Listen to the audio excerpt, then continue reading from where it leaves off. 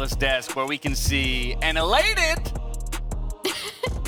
in a moment, there it is, G2 as they take down T1 in the opening match of the Rumble stage. I gotta be honest though, an impressive showing from them considering everything, you know, that led up to kind of the midway point of that game. We're gonna work our way through one piece at a time, but Chronicler, I gotta come to you first as the EU rep on the desk naturally that Atlus promised us. G2 did it. I come from the Benelux region. Great win for Europe. Absolutely wonderfully done. No, I'm in much pain. But it was a really good game to start off the Rumble stage, as much as obviously, again, it hurts me on a personal level. It had everything from start to finish that you want in an opening game for Rumble. Yeah, I was gonna say, as someone who's just cheering for like good games, you know, the only team I'm a fan of is KT Rolster. They're obviously not here. One thing I want to give a shout out. So starting off with this draft, one thing that's been consistent about G2 that I've really liked, and Kobe mentioned it on broadcast, is especially taking into consideration the inflated ping. G2 have done a phenomenal job of creating team compositions. They're very easy to execute regardless, as long as they're on the same page. And I think it was a strength of theirs even in the group where they kind of like, you know, smashed through that group. And it's a strength of theirs here in this draft, even though it is very risky. Yes. T1 did attack it early. Obviously, the massive 5v5 team fight coming out of this composition and how easy it is to execute with the Diana Yasuo Ornn is just amazing. I 1000% agree with you on the G2 point, the way they've drafted towards their team and the style and the strategy that they want to play. But I will say, to do this against the T1 comp as it was drafted, that's where I had some questions. I think actually, Chronicler, you shared in those. As we watched this draft play out, we felt it was almost doomed for G2, at least very risky and greedy, to go for this kind of thing against what we know T1 can get done early. It really depends on how you view draft philosophy, because I think you can argue that the G2 draft, knowing how much of a quality team G2 is, was always going to be favored. I thought that it was a really big risk, and we actually saw that. Like, that's the cool part. But in the end, Dylan Falco made an amazing call because the risk actually did pay off. Yes, they fell behind, but you even mentioned during the game, like, that 5K gold lead, it's there, but it's not getting bigger. True.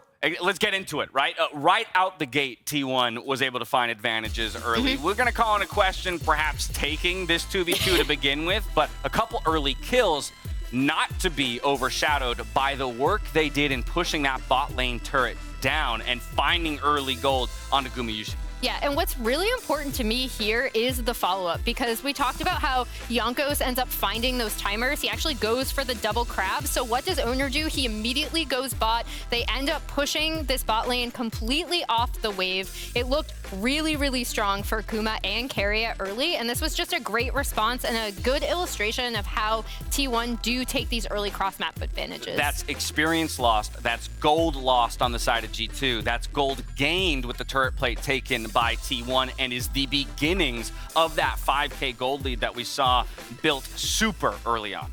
And honestly, T1 had the type of game code where you can't make mistakes. And they did. We saw a lot of the errors that they had, Guma in particular not having the greatest showing, Zeus both in terms of build and due to really good vision control and exhaust usage from Targamas, actually being able to keep him down. You can see on the screen behind us, the gold leads across every single lane, including the junglers. 2K in that bot lane in 14 minutes. But back to the point you made earlier, Chronicler, it didn't really grow from that point onward. And that's what you would have looked for T1 to do, as they at times looked a little out of sorts. We'll dive into that in just a moment, because there was one really special play that I did want to hit, and while it did not net them the victory, Owner definitely made every second count, and thanks to the reliable Cisco network, he gets an incredible triple kill on Viego after getting reset after reset after reset up there in the top lane.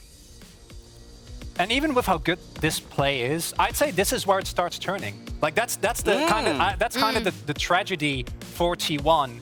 As nicely done as this is by Owner, T1 willingly opts into a very clumped up team fight into a Diana Yasuo comp, thinking that the cannon by itself is going to be enough. And if Owner had not made this play, I think the game would have been over. Like Right 5 then, minutes. yeah. Well, Yeah. that would have been it. Yeah, because thanks to this, they maintain the lead. But what this does do is it buys G2 time. And with the comp that they had, G2 knew if we just hold on, at some point, we can just group as 5. And they never did, because FLICKR threw like 15 Destinies trying to like find anyone. Right. And G2 did left no openings.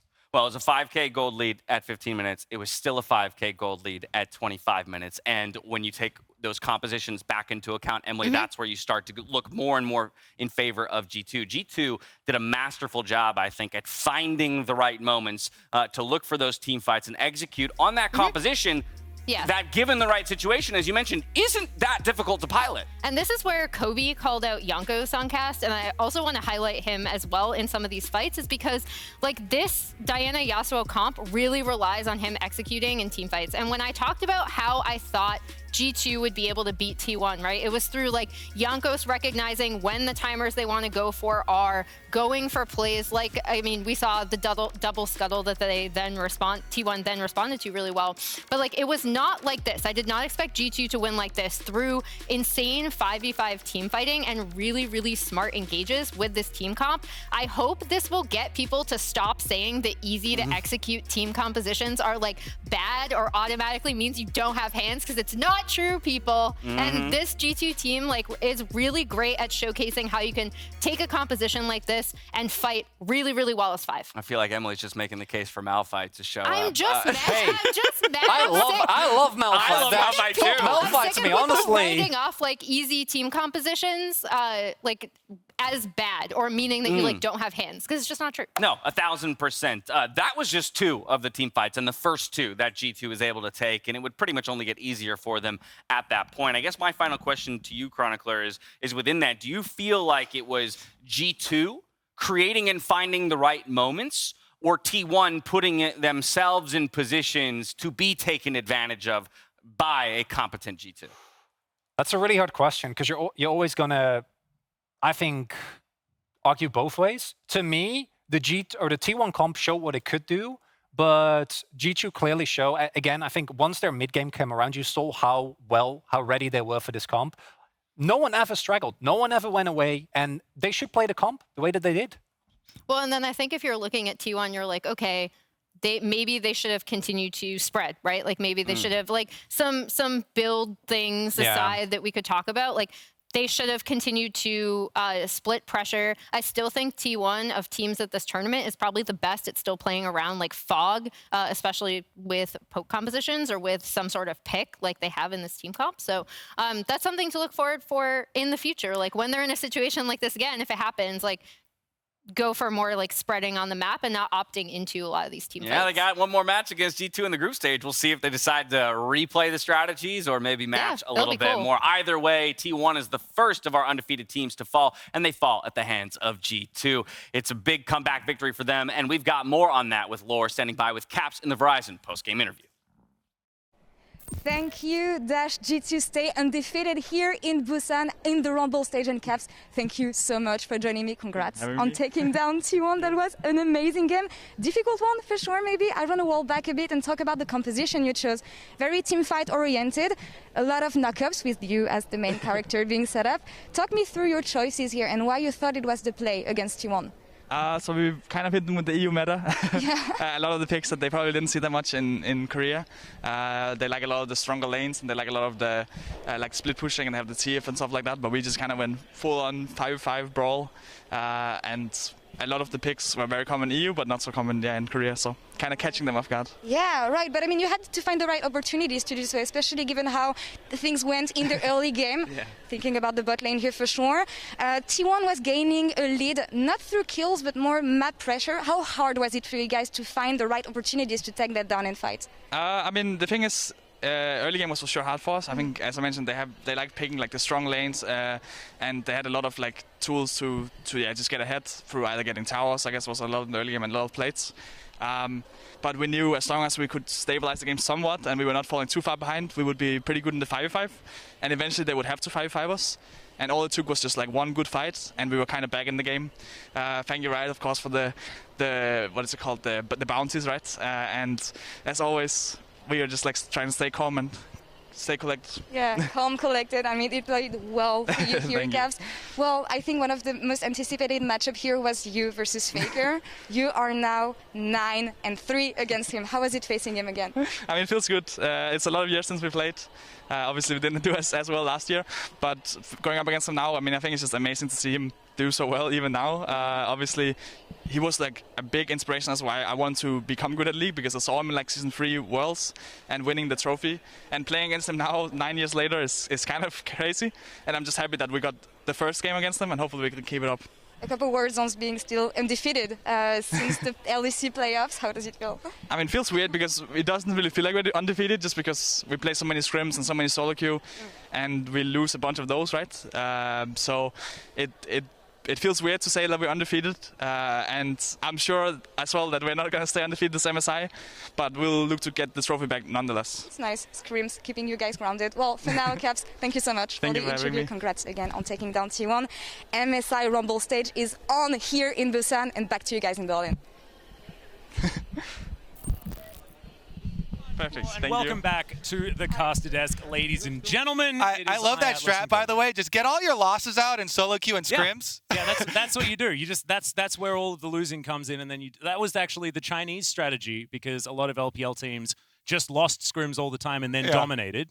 And so now with RNG coming in, we get to see what they're doing. That's how he deals with craps and claps. He's like, it's going to be a craps game? Scrim real quick. You get all of those out of the way. Only claps on stage. Love it. They were obviously scrimming a bit this morning, because that was an absolutely amazing game by G2. But now we have EG taking on RNG, an undefeated team, our last remaining undefeated team against some North American pride. How are you feeling, Kobe? So last time RNG was an undefeated team at an MSI 2015, playing against the North American team, CLG. They actually beat the undefeated RNG. So it has happened. Whoa. I don't think it's likely that it's going to happen, but it is going to be hype here. I'm super excited to see, especially with GALA being the pentakill champion of MSI, going against Danny, who getting is that pentakill nullified and then doing it again. That was my absolute favorite. Yeah, exactly. He got the award for first pentakill at MSI. They took it away for him, so he had to redo it. Yeah, he did. He did. We'll see whether he's going to be able to get another one, because theoretically this is another stage,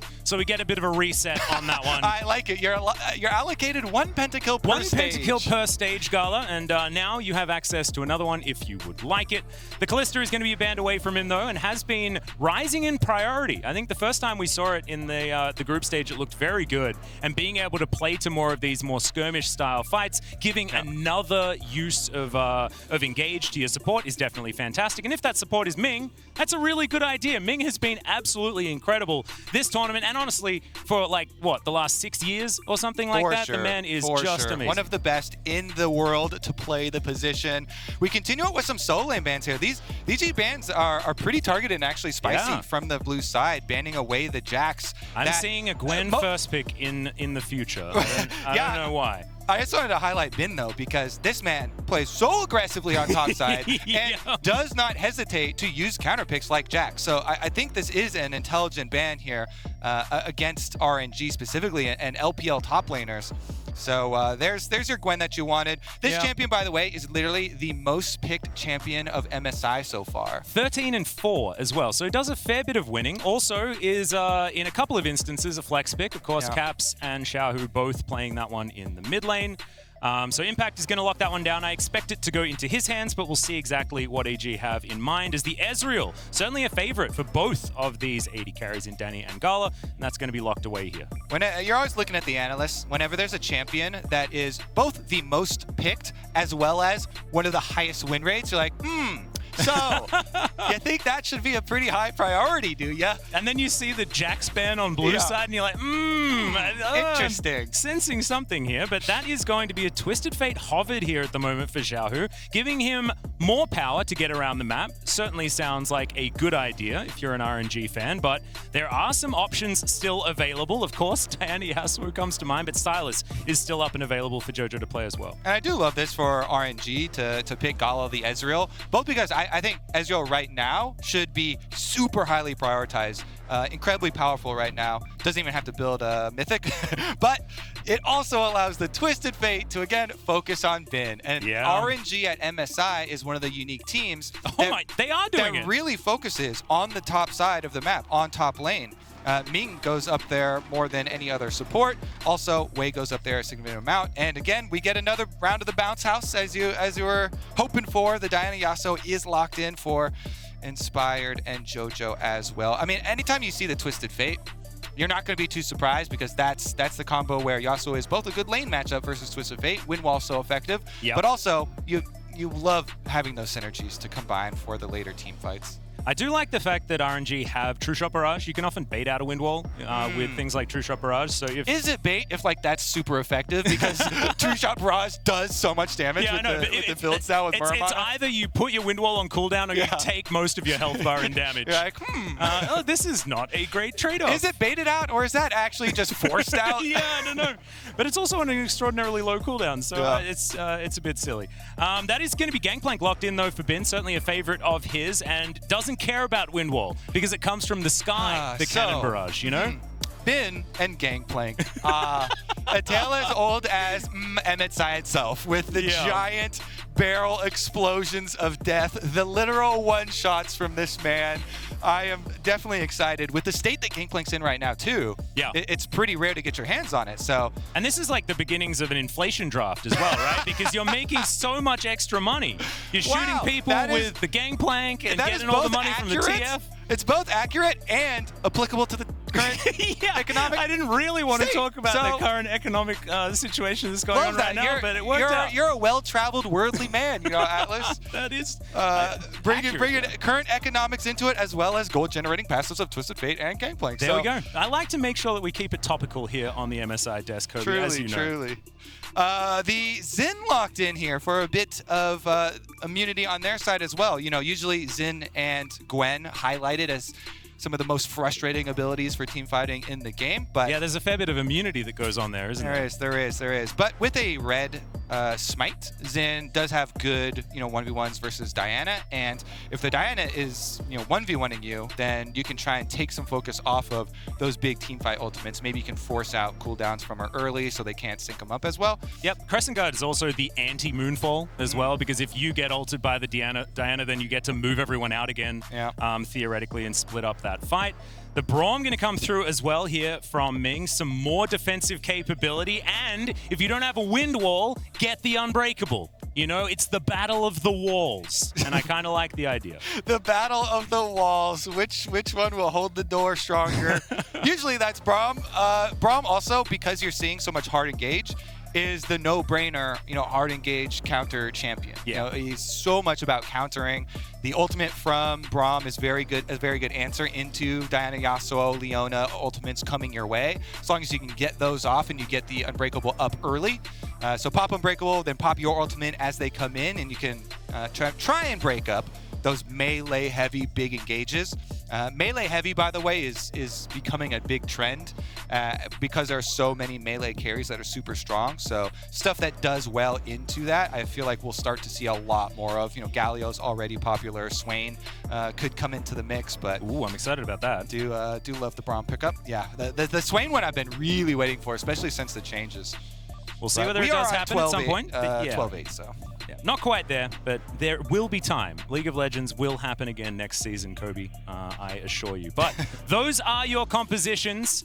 And the Leona coming through here as well for EG, plus the Jhin means that they can stand so far back and start off these fights. And I think that is going to be very, very useful because you can fish for your engages with Solar Flare and things like that. And of course, Flash Zenith Blade if you don't necessarily have it available. But they can look for all of their opportunities, look to try and get in, and then layer that Diana Yasuo over the top. And I think this one could be absolutely terrifying for RNG if they are unable to make some advantages earlier on. And hopefully that money printer that they have going on is going to work for them in those early stages. Yeah, I would postulate that RNG will make early advantages early on. I think they might. Yeah, they've been pretty good at doing stuff early in the game thus far. Especially because you pointed out, not only does the Twisted Fate plus Gangplank combo both earn extra gold, but both having those global ultimates really lends themselves towards making plays off of jungle or off of bottom lane.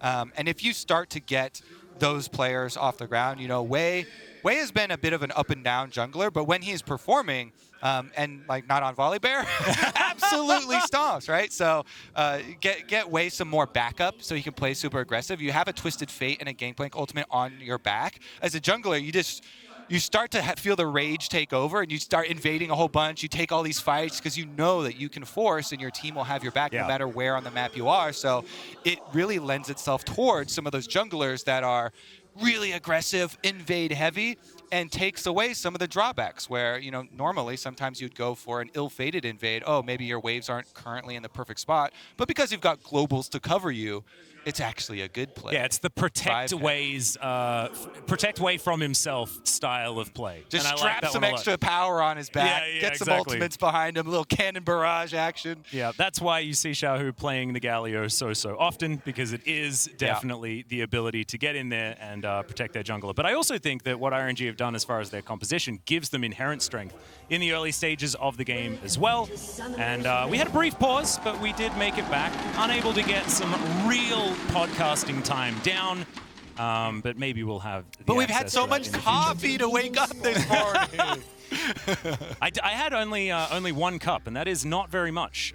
Wait a second, you're Australian. You're supposed to have triple that. Okay, exactly. So for the reference, though, I would like to inform everyone listening that his one cup, he had to ask special for 3 shots. No, I was offered 3 shots because it was a larger flat white. But the barista did a double eyebrow raise as he took your order. Was like, that's how I know I got my order right. Yeah. If the barista doesn't do that with his eyebrows, I'm like, oh, did I get it wrong? Did I mess this up? I'm a bit confused. So thankfully we got the eyebrow raise. Well, and now congratulations we have all the on your caffeine intake. Thank you very much, Kobe. And let's take a look at the defensive opening from RNG with the ward here on Raptors. But again, you know, EG probably should not be doing too much crazy stuff early on. Just a ward of their own from Impact here. You always like to see this versus some of the more early game junglers who Raptor ward alerts you to where they're going to go after red buff or transition to the other side of the map.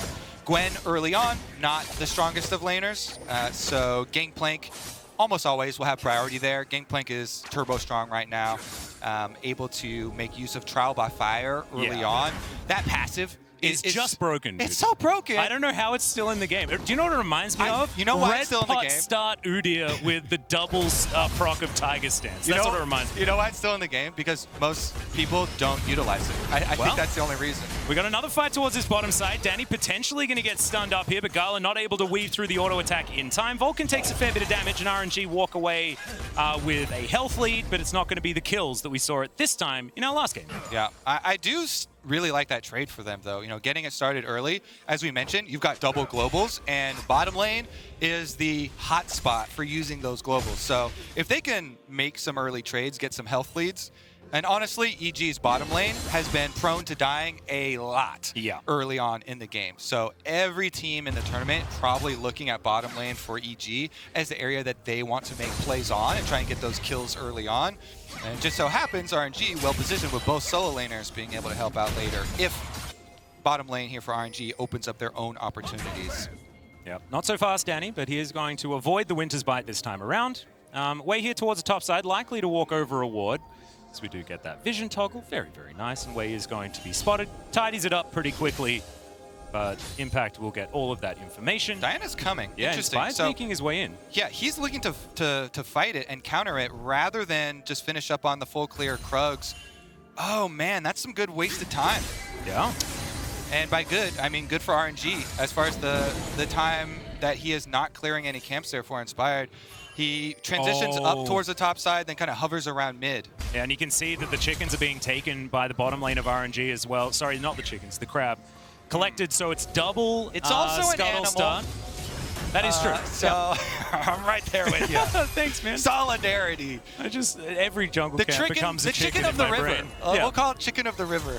Do you know what? It's your fault because you ate that boiled egg this morning, so I had chickens on the brain. I've been told that tuna are the chicken of the sea. I have been given no explanation as to why that is, but I'm willing to run with it and say that scuttle crab is now chicken of the river. Okay, fantastic. I haven't heard that one either, and I don't necessarily think that chickens and tuna have that much in common, personally, but that's fine. If someone could let us know on Twitter or something like that, that would be absolutely fantastic. And where does that come from? It doesn't matter because it results in RNG getting double scuttle crabs for themselves. And then Wei is able to transition over and finish up his Krugs on his side anyway. So inspired because of the kind of hovering around mid and possible transition there.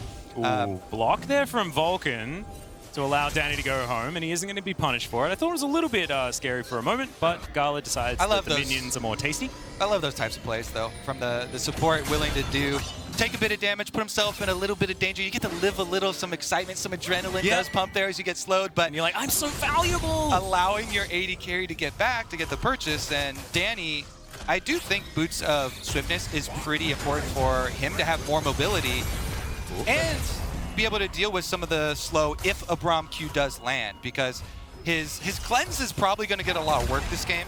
Twisted Fate coming from mid lane pretty soon. Not to mention Cannon Barrage as well in the later stages of the game. I think Danny's going to be in a much better standing with these Swiftness boots. Even before the Twisted Fate level 6, they're going to make a regular rotation. Yeah, Xiaohu and Wei on their way in. 4 members of RNG. They've only got 1 minion, though, and Vulcan's just going to, throw up a thumbs up there, thanks to Rammus, and EG are going to be absolutely fine. Yeah, you can actually see the communication in action. As soon as Xiaohu left mid lane, JoJo's calling, hey, they're coming down, and Danny moved up on the minion wave. He took a little bit of extra damage for the trade, but then he got his grenade off on the entire back line and clears out the minion wave. So good communication by EG and movement and focus on the minion wave there from Danny to be able to get it down in time to avoid an early death, because that has been probably one of the biggest points for EG that they've been looking to improve on. Even in the LCS, it was a problem for them of dying early on in the bottom lane, so they do avoid disaster number 1. Now Twisted Fate Ultimate will be available for Xiaohu though, and this is where I always love to highlight warding as the opponent of Twisted Fate around mid lane, so you can see which side they're going for. Well, Cannon Barrage comes on in here as Impact throws down some needlework, looks to try and lock down Xiaohu, takes a lot of turret shots. Bin's gonna go down though. First blood goes to the Gangplank, but it's answered immediately by the EG top laner. Yeah, pretty good answer there from Impact, being able to get one back with multiple members coming on the gank, and it actually will result in EG having a bit of a power play now to get some vision back for themselves, with Xiaohu having to recall and Bin going down. They don't actually get they don't have any wards to lay down with their timing. So sometimes you're afforded an opportunity, and you're like, okay, we've got extra players, we can move into their jungle, but you don't have trinket wards this early on. So W was already used by Impact in the trade, that's why they went for this. And Impact still being able to get out flash from Xiaohu and getting the counter kill. Yes, he loses quite a bit of minions at the tower, but honestly, very good play as a weak side there from Impact as Gwen. Gwen getting some money early on is definitely quite nice for him, because he had been losing out a bit on CS. A big part of that difference is the big minion wave that just now died at the tower, but did get the kill money back. So now only being under 202 GP this early on with the extra gold generation of both GP and Twisted Fate, not too shabby. No, definitely, absolutely fine. I've been very impressed by how Impact has been playing this whole tournament long. That is continuing here in this game so far. I did want to mention just the fact that I think that the Jhin pick is absolutely fantastic. There are other teams in the LCK that I've seen in the past that have had weaker bottom lanes, and they rely on Jhin. There is a certain skin in the game, I believe, for one of them. And they made the weak side Jhin work very, very well, and EG are emulating that quite nicely with, avoiding that dive early on. Didn't necessarily work as well on the top side of the map, but you saw the bottom lane doing its job very effectively. It is resulting in that expected early lead for RNG that we were looking at, though, as big CS leads for both top lane and bottom lane for RNG. So Bin and GALA in pretty good spots there. Of course, JoJo is on the Yasuo, the one counter pick that EG have into the lane matchup there. Very good into Twisted Fate for the lane, so he's farming quite nicely for themselves. And Danny now getting opportunity to at least get some plate money for himself to get back up in trade for the Rift Veil. So again, it's kind of similar to last game where the price tag on going for the Rift Herald is set at 1 turret plate and a minion wave pushed up by the enemy AD carry. Yep. And that is an acceptable price. Yep, you take that. If it's 2 plates, then pretty much you get absolutely nothing. You start to feel a little bad about your attempt there for the objective, but here are where we start to see the extra moves towards mid to try and play off of Yasuo ultimate. Vulcan is sitting on a ward, unfortunately for him and EG.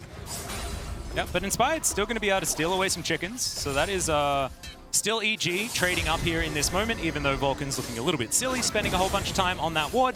Xiaohu's going to move on over and look to pick up a blue buff as EG push up and try and grab a little bit of damage onto this outer turret. GALA doing the same thing here on the bottom side though, and he will claim a couple of plates, or at least the second one down here. Last one falling down a little bit earlier, but RNG, game plan certainly working for now. Yes. As jojopyun is able to pick up that first plate in mid. It certainly is, and I'm getting pretty scared for the next play, because the next play is going to be a huge advantage for RNG. They've got Gangplank and Twist of Fate Ultimate ready to go. Yep. And I start to get very scared in games when Ezreal gets early money, because Ezreal is one of the champions that even off of early items can have a very big influence. We mentioned the double globals of the solo lanes, but you can even start to think of the ultimates from GALA as turning some of those topside skirmishes or other plays up there as well. There's a trial by fire and a barrel on top of impact. He just takes a bunch of his health bar and damage, but he will be all right. Yep. Dragon number 1 finally picked up here, 10 minutes into the game. Not a super early dragon for stacking for RNG, but an uncontested one. There is the opportunity for the first Cloud Soul of the Rumble stage, which I am extraordinarily happy about. Next one will be that Infernal, hoping that we don't get the Mountain or the Hextech Drake. So are you being facetious right now, or do you actually like the Cloud Circles of speed? Okay. Yeah, I love the extra runny. That's what I was going to say. I actually love what it does to the Rift. The extra speed, just the circles around the buffs. And it feels like everyone can run towards fights more easily as well, which I like a lot. As that is going to be the tower falling down on the bottom side of the map. RNG giving money to GALA. Yeah. It is something that they have been doing for a very long time and continues to give them more dividends. They don't need more because, of course, economic references are a thing that are very easy to make if RNG's comp. Yeah, very nicely woven in here. Honestly, I'm still stuck, though, on Do we call EG the Federal Reserve now? Like, they need to hike the interest rates in the mid-game, you know? Pump it up. Get out of the housing market now. The interest rates are going up. The bubble's gonna pop. Take out your loan. Where's Zoe when we need her? The Cloud Souls, though, I'm just still stuck on this because I actually love the movement speed circle so much.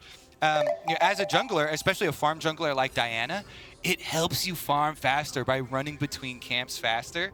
So, little edge there. Yeah, no, it's definitely good. I was talking to Nemesis about it, and he actually doesn't think that Cloud Soul is that bad at all. There's still a lot of people that don't really rate it too highly, but it was actually Ezreal that I was talking to last year, and he was like, it's awesome.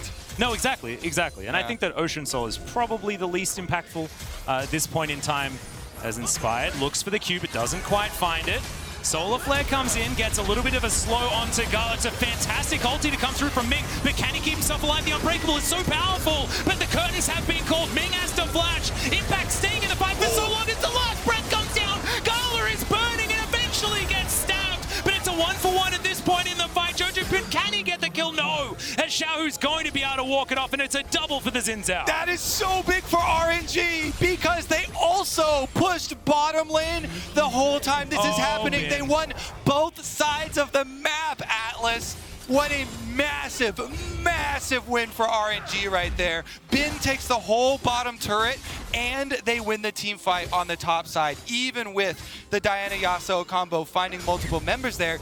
Because the fight started out so early onto Impact, they waited out the Gwen W and then forced Impact out of the fight. So much damage dealt to him. So EG, by the time they got their Diana Yasuo combo off, no other member of the team really able to add damage. Yeah. And so there wasn't that extra real threat that you're used to with Diana Yasuo combos on multiple members. There wasn't the extra damage, and RNG win both sides of the map in one play there. Bin now got a bunch of money. Top side was able to get a bunch of money and territory for themselves as well.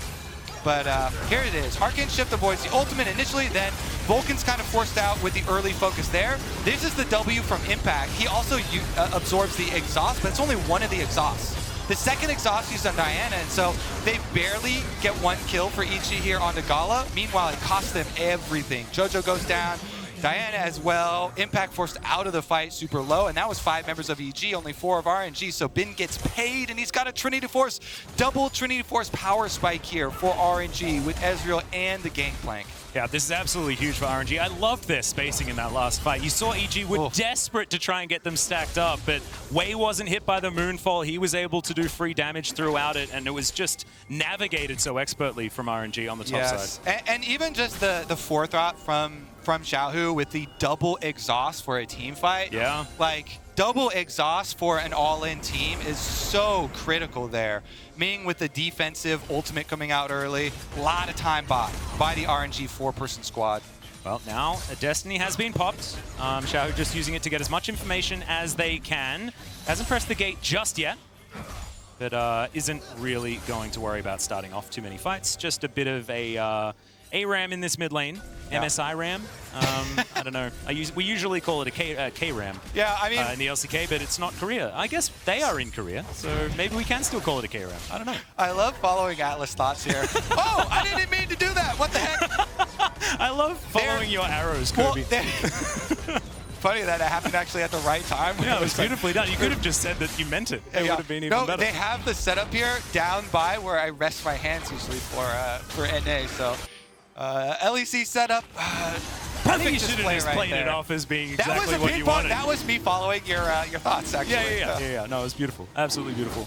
You're indicating something about what was happening in Impact's player cam at that point in time. As the Drake is going to be taken here second for RNG, and it's not a Cloud Soul, so I'm quite upset. That's just the Omega sponsor call out. Yeah, there we go. Ad over and over.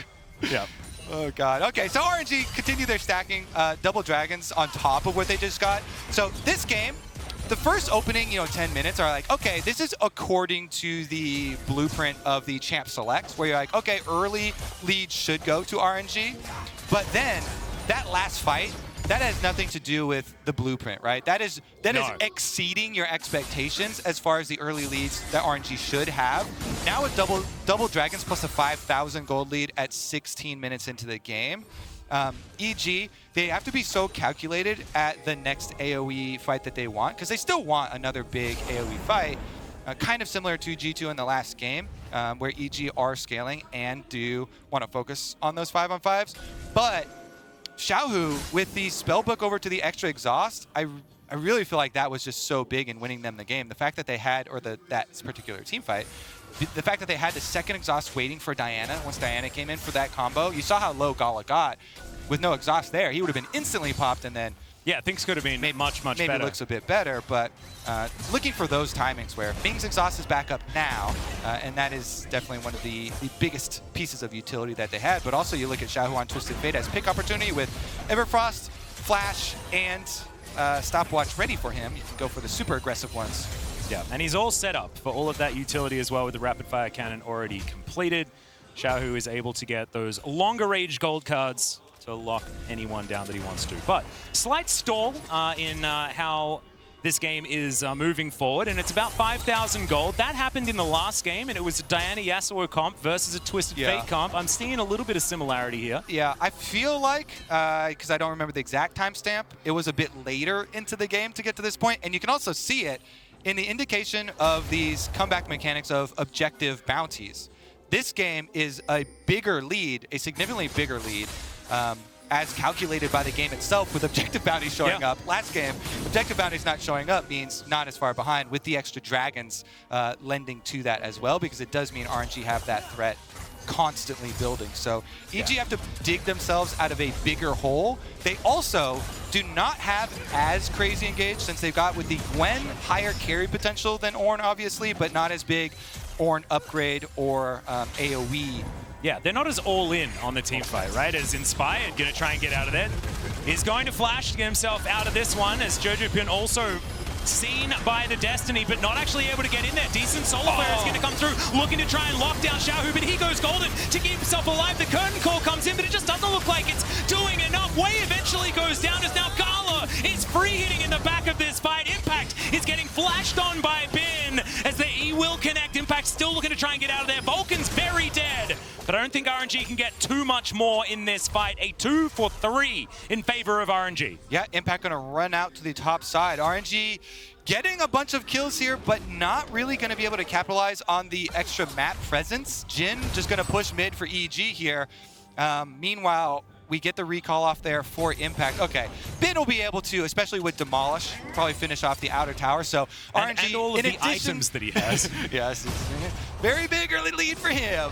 In addition to the extra kill, they also will get the objective of the top tower. So big opportunity here for RNG to now do a follow-up play, because they will have a big spread map. And here, nice catch onto Inspired, and getting so much out of him early. What they wanted here for EG, they're talking about out of knockup here. They want to get a combo off. They barely are able to get the Yasuo ult onto Xiaohu, but he just flashes out to the top side.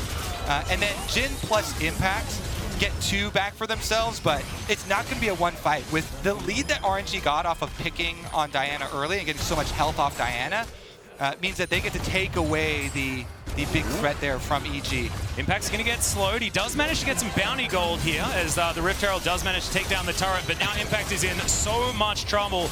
Gwen still likely to take damage, standing inside that circle. Of course, Chronicle calling us out because everyone says that Gwen is immune, so we're going to do our very best not to say that. Well, she was not broadcast. Immune there because they're inside. Exactly, so I was saved. I was saved, have to bring it up. But if it does happen again, we'll do our very best not to say it. Sorry, Chronicler. Oh my goodness. RNG doing such a good job snowballing here though, because remember during the replay we're like, okay, that was a pretty good win for RNG. They get an extra kill and they get an objective. But what about the next play? You know, and it's again, right as we get back out, it's a pick before Dragon. So Dragon number 3 picked up lickety split here. Very, very This is saying I have never used before, but I wanted to get in. I thought lickety about it for a second. second. Is a great one. What's that from? It was from a very old book from Lickety Split. It's a gingerbread man? Watch it. Has like some really like dark connotations. Yeah, probably. It is like an old nursery rhyme. Like, hey, that actually has. Kobe, that was very inappropriate. Please don't say lickety split, even though it is a colloquialism. But it sounds like some fast. weird like candy cane saying or something. Like that's some children's game or something. I don't know. I mean, it is a gingerbread man saying, so yeah, theoretically you are correct. We don't need to talk about it too much more, though, because as you were talking about, RNG managed to extend that lead a little bit further. They've also grabbed sole possession of Soul Point. No dragons taken for EG, so if you're comparing it to the snowball that T1 were trying to do at this stage in the last game, this one's looking a little bit more dire. A lot for better, the, yeah. Diana Yasuo a lot composition. better for RNG here. Obviously, Bin is one of the super fed members. Let's see how he fares in a 1v3. Yeah, Cannon Barrage comes in. That Solar Flare went very, very wide as the Needlework's coming through. Bin trying to survive, and he isn't going to be able to. Impact survives with a sliver of health, so it's a successful dive towards that bottom side of the map. Yeah, calculated, not even close. Honestly, that's very big for EG, though, because they need to get any sort of income like that to make a comeback. And because there are objective bounties, the one positive of being more behind Atlus and having more work to do is that the catch-up mechanics for the objectives here are going to be in their favor. It was a strategic loss of the early game. I like it. Yes. That's never true, by the way. You never want to have a scenario where you're slingshotting back into a game by objective bounties.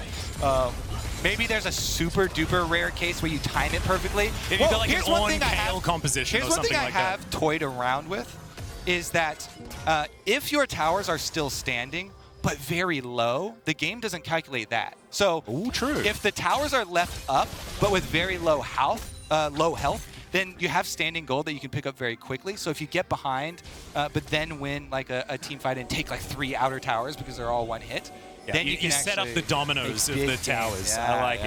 And because it doesn't recalculate the bounties. So if you take all 3 at the same time, it's like you've got 5 minutes. You've got 5 minutes to rush as many as you can. Well, EG are rushing the Baron right now. Destiny comes through from Xiaohu. Curtains being called here. It's been taking a lot of damage. It's not even a flip because they couldn't get inside the pin.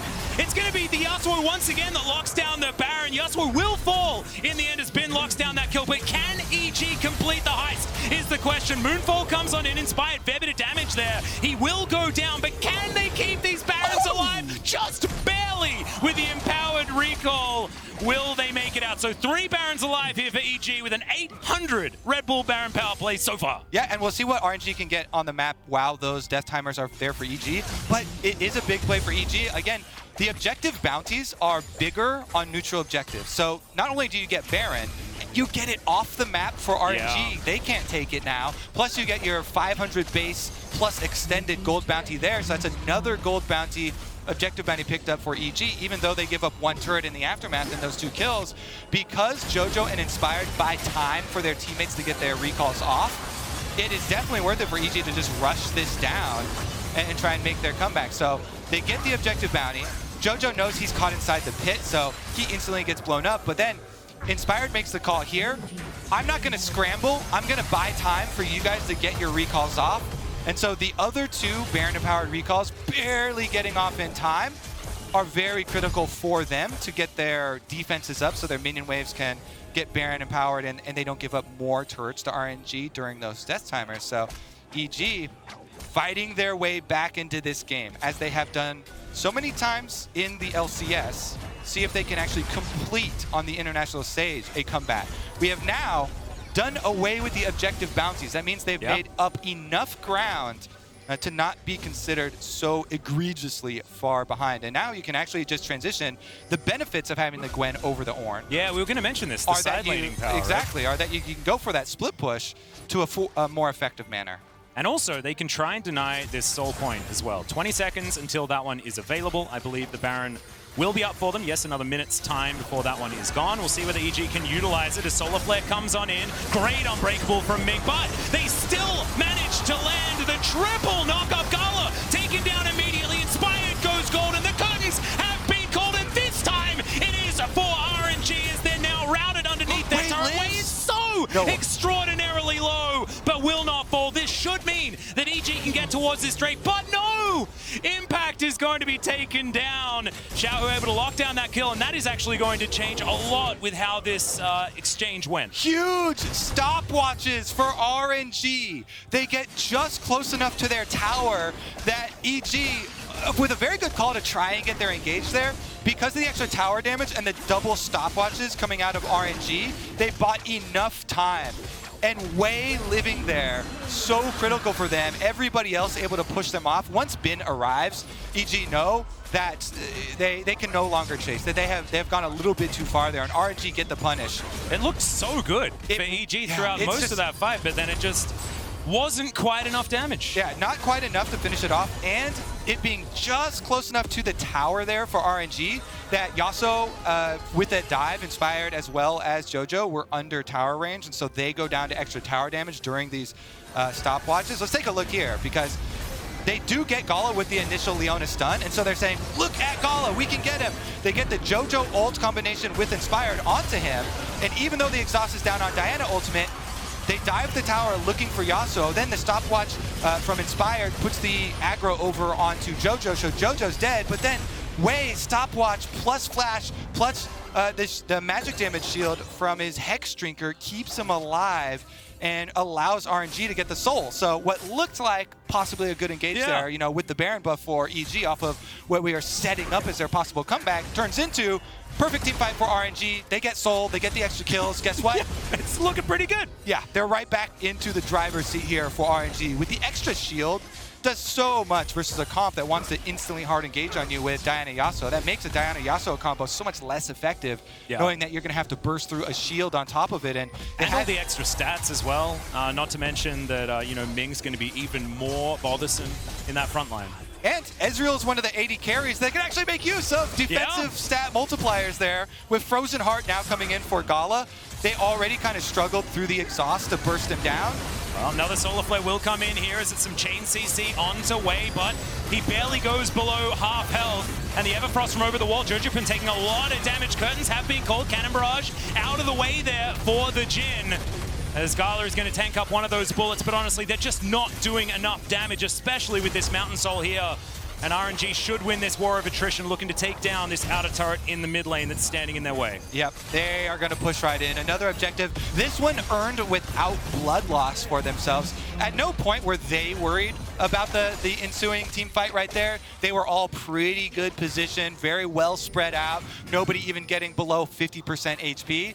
But EG, kind of on the edge there. You know, Jojo got his shield bow popped, and they were feeling a bit risky, so they pop a lot more cooldowns in the exchange and still give up the objective. Guess what? Those objective bounties are back, Atlus. Ooh, they've made a return. Well, there is a very low health turret in the mid lane. Perhaps they were listening to you, Kobe. This is how you're supposed to play it, everyone. Well, I've learned this today. The problem is, and especially the disclaimer, just so people know that, you know, sarcasm hard to pick up on sometimes. It's yes, I apologize. Not actually recommended. Just to be clear too, the comeback opportunities are almost always focused on that mid game. When you have objective bounties in the late game, they're actually kind of pitiful. You know, it doesn't really have the leverage that it does in the mid game because gold means so much more there. And so with the power of a Mountain Soul already acquired for RNG, they are so well situated, especially with the ability to push multiple lanes with Fade and Gangplank, to just push in all lanes. Oh, Danny. Xiaohu's going to find the gold card, and yeah, they've got enough CC. They'll lock down the Jhin, just caught walking through his own jungle. And that means that Baron should go over to RNG here. It's 2.5 minutes until the Elder Drake is going to be available. And now RNG will be able to put so much pressure into these side lanes. Impact's trying to do what he can there on the bottom side of the map, but RNG a little bit too fast. There is some bounty gold, I guess, as Xiaohu now thinking about whether he has to flash to get over this wall. He goes golden first, as the cannon barrage is there after he's bought so much extra time. You can see Bin just wandering around this fight, eventually does go down, but it's a trade. jojopyun going to be taken next, as now RNG are just knocking down the dominoes one after the other. GALA hops over the wall and picks up the kill on Impact. It's another stun and it's another kill. That's the ace for RNG, and they are in so much control of this game. And the instant teleport from Xiaohu. He's not going to waste any time with this Baron buff. Push down top lane. It's him versus Danny here for the inhibitor. Can he get in some damage here on the inhibitor tower? All he has to do is clear the minion wave and then Baron empower the minions, and the minions will slowly work away while the rest of the team works all 3 minion waves. Again, you see, all right, since we have time, and this game is pretty decided, we can try and actually use this. Yeah, really good arrows there. There we go. Beautiful stuff, honestly. Now, how do you clear it there? Boom. Whoa, you're really good. I can do some stuff as well. You understand let's pushing 3 lanes way better now, right? Yeah, no, I completely understood. Let's have a look at this replay, though, at the Red Bull Baron power play. That was just not even necessary at this stage, as RNG just bait them into a fight that they knew they could win. EG know their chances of winning are so low that they're trying to throw big haymakers that have low percentage chance to actually work. So they just go all in on it. They were trying to split push, get those objectives down to get some bounties, and they got the mid turret, but as you say, only got the 1 kill on Bin, and everybody else you know is going to get chased down after that. Yeah. But by the same token, they're so far behind that with Baron buff and Mountain Soul, when RNG come knocking at your door, you're going to either lose slowly or go out swinging and try and get some objective bounties back. Maybe you get your pick off and you can get some kind of crazy scrap going on. 3v1 attempt. We'll see whether Bin can eat oranges and BKs. The cannon barrage not necessarily doing the most work, but oh my god, Vulcan just evaporates. Xiaohu now seems to have found Inspired, or has Inspired found Xiaohu? It's a lot of damage as they just kill each other.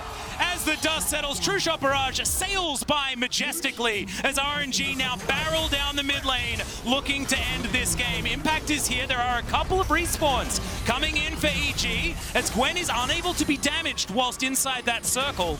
Yeah, the problem for them is that GALA is unable to be damaged while he's got Braum in front of him. And GALA is so threatening right here. Yeah, he's so tanky just in his own right, with as well his as that Frozen Heart is already finished, plus the Mountain Soul on top of it. Oh, man. Yeah, definitely very difficult. If you don't have the Diana Yasuo combo ready for GALA, like, it's so hard to deal with this Ezreal. The range is really long. We'll take a look at it here as EG trying 3. Yeah, they're looking for it. Decent stun there onto GALA, but he cleanses to get himself out of the way. jojopyun does break his stopwatch to keep himself alive. Good knockups, though, as Wei looking to tank what he can. The tornado is going to go wide as Danny finds the curtains onto Ming. Now GALA's trying to fight this one out, 1v4, and isn't doing too badly at this point in time, you have to say, but still, it is a good pick-off here for EG. Yeah, you got to count every blessing if you're EG right now. They're going for the reset, though. Pretty low health bar on Jojo, as well as the reset going off for Impact. He's got Unleashed Teleport. This is it for EG. Can they make a 5v4 play? Ming down for 20 seconds, Elder Dragon up, they're going to force it. Yeah.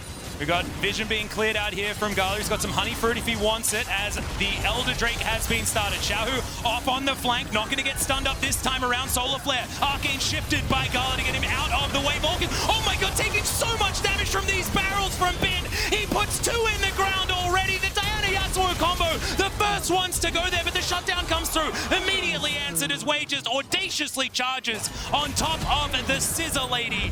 And there is the kill on the Jhin. They tried so hard, but RNG will win the fight in the end and look to take the game. Yeah. That's a big barrel crit, Kobe. It's also satisfying noise to hear that cash in. Yeah. RNG will also remain undefeated here at MSI.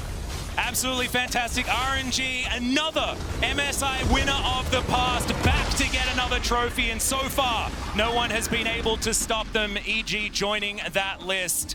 Amazing performance here in this game in very similar compositions that we saw in game 1 of the day, but just a little bit more control throughout for RNG. And the Bin Gangplank coming back to haunt. Definitely a massive, massive carry threat. Whenever Bin showed up to the team fight and you start to get those barrel chains popping on people, even just a Q, even just a parlay on someone's face, definitely massive for RNG. Nice opening game for them. EG gonna have to take that one back, and as you said, due to the MSI theme, take some notes. They are gonna have to take some notes. That is exactly right. But I did like the idea, you know, once again, it's going to be that Diana Yasuo answer to the Twisted Fate. It worked for G2 the first time around, and there were hints of how it could have worked for EG in this game, but I think there was enough adjustment, enough adaptation in the draft for RNG to answer what those threats do. The anti-dive of a Braum, the anti-dive of a Xin Zhao were easily enough, especially when you can pivot, right? Braum becomes a pick champion as well if you can play around Winter's Bites well, as the fact that Xin Zhao can just be very aggressive in the earlier stages. Yeah, and just drafting multiple things that are able to buy time, and we saw it in the critical top lane fight. That top lane fight where they've got Bin just split pushing on bottom. The fact that with Braum ultimate and 2 exhausts ready for that fight, they're able to buy so much time and actually win 4v5 on the top side of the map. All of those things being used intelligently as counter engage, plus getting the early leads on a lot of these fights, health-wise, was so big for them. And that was also like designed in the draft as well, because you've got Cannon Barrage, so it's not necessarily the 4v5 that you're looking for when Bin is split pushing, because he presses R and then goes back to killing his turret, and he's like, I helped, guys. It's absolutely fine. You love that feeling. No, exactly. Very straightforward gameplay. Precisely. But coming up next are the Saigon Buffaloes, who took down Detonation Focus Me in the group stage after impressive late game team fights. Let's listen into their comms with Sounds of the Game, proudly presented by Bose.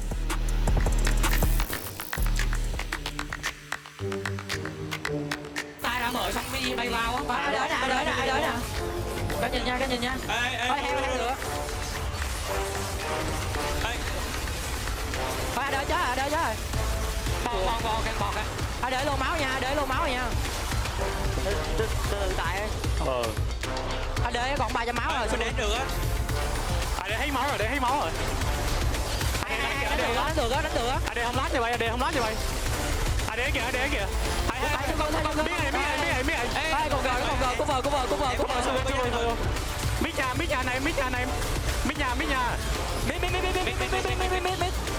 Ôi còn con bò à. Ê, chạy thẳng đi, chạy thẳng. Cổng nè. Chỉ con bò hết rồi anh em, bò hết rồi. Được. Chạy lên rồi. Em mua ra cái động tay.